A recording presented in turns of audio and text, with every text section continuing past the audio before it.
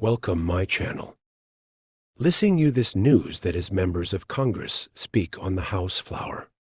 January 9th, 2023, the chair recognizes the gentleman from Arizona, Mr. Schweikers, for 30 minutes. Thank you, Mr. Speaker Pro Tem.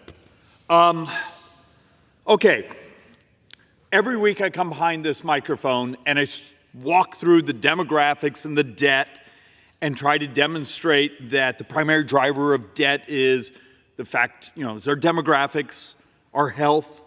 I've brought lots and lots of charts here over the last couple of years, sort of demonstrating sort of the death spiral the country is heading towards.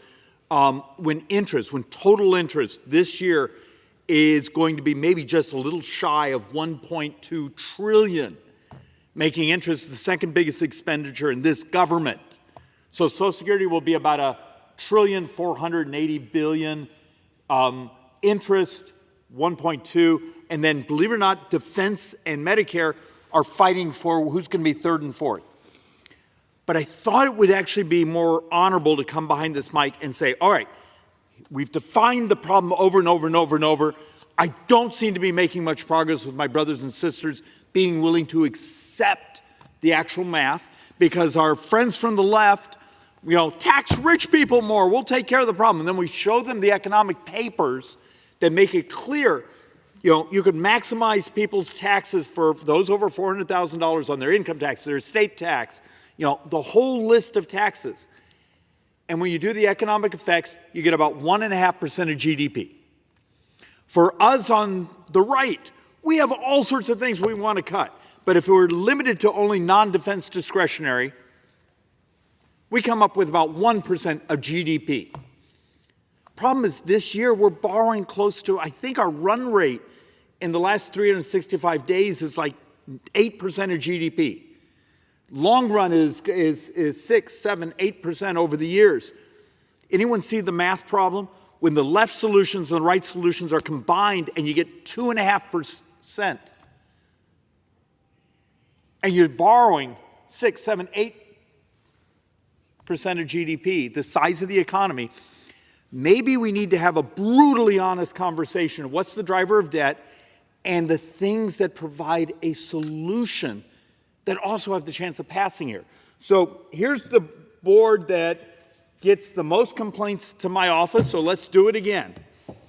From today through the next 30 years, and this is in the president's math, this is in the CBO's math, this is in the outside group's math, 100% of the debt from today through the next 30 years.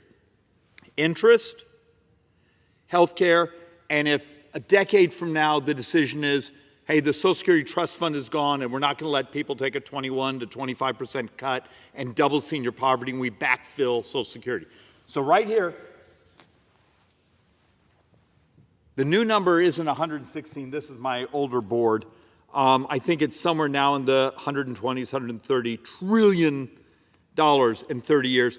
But the rest of the budget is flat. It pretty much grows with the growth of the economy.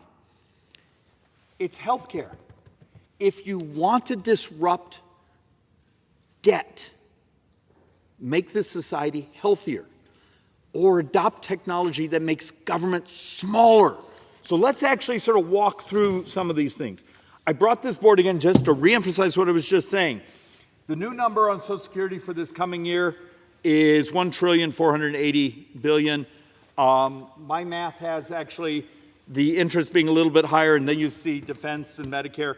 So think of that. When you think defense and Medicare are now down here, third and fourth, and Medicare, I think Medicare spending may be up as much as 10% so far this year.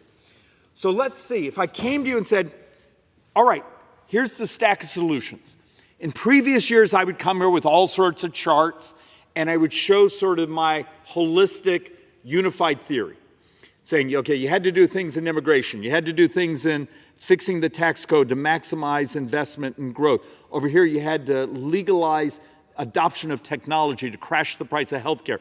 Over here, you had to do things to make the society much more competitive and less oligopolies in our economy, big players. And I kept trying to show we had like 20, 21 things you had to do almost at the same time.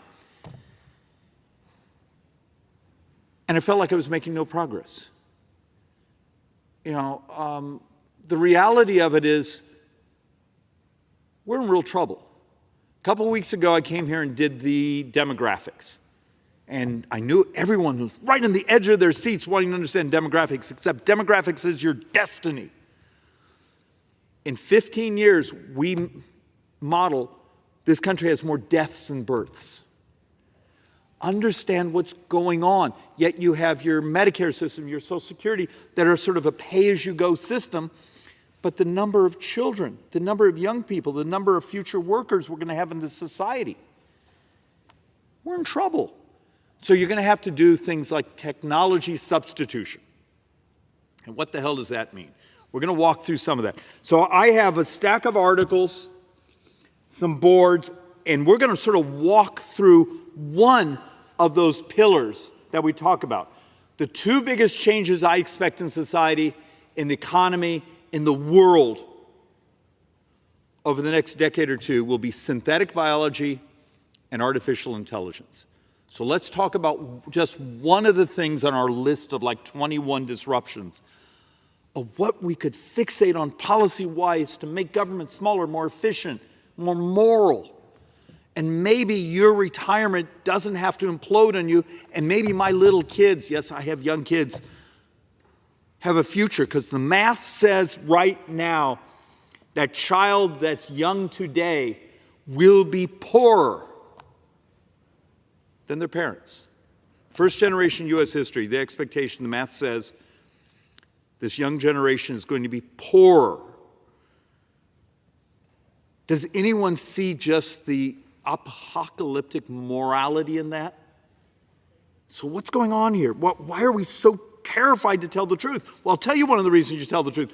You come here and you walk people through the actual math of Social Security, the actual math of Medicare, how we're going to save it, what we have to do, and you will get attack ads because, God forbid, you told the truth, and this side, particularly over there, cares much more about winning the next election than saving this country, saving your retirement, the morality of you actually receiving the earned benefits you worked for. Because the politics are so much more important. Winning the next election is so much more important than doing what's right. So let's actually sort of walk through some ideas here. First off, I'm going to do this in the next couple of weeks. There's now starting to be economic models and discussions talking about how the debt is going to make us all poor and how it's starting to do that. The fact that how much of your taxes, when I've shown things here where every dime a member of Congress votes on today is on borrowed money, and so far this fiscal year, every dime of discretionary, every dime of defense, and actually like a quarter of Medicare are on borrowed money. And the fact that this year you're going to spend about $1.2 trillion of your tax receipts in interest. And remember, over the last 12 months, I think we've had 1 or 2 months, maybe 3 months, where we actually had to borrow money to pay for our borrowed money, to pay the interest. Think about that.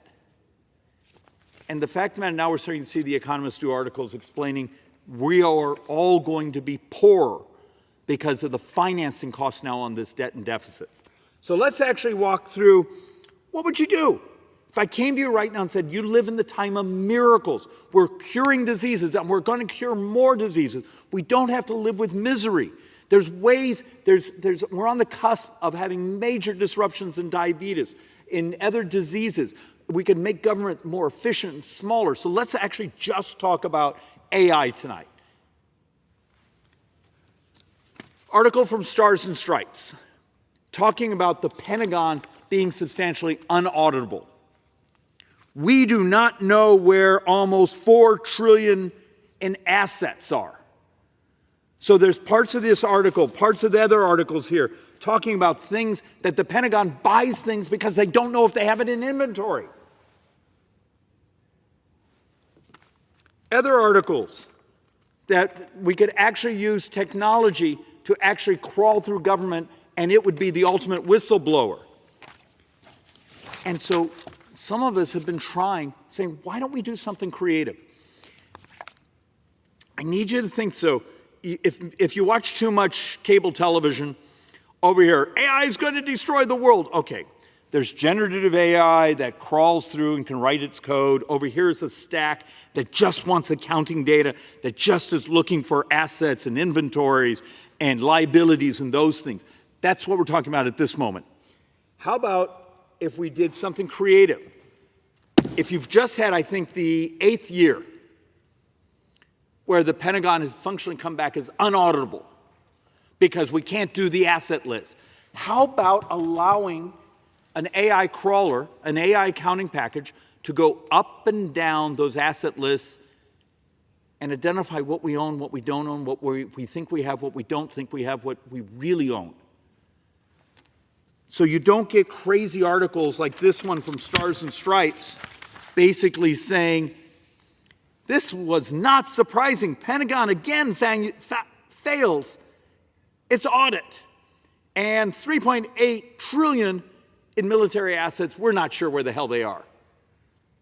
Well, we're going to offer this as an amendment in the next day or so on the National Defense Authorization Bill. We'll see if our brothers and sisters here are willing to say, hey, maybe some technology is better than building after building after building full of people looking at accounting lists and can't figure out what the hell it says. Maybe we should actually protect the American taxpayer, but also protect our national defense by knowing what we owe and what we don't own.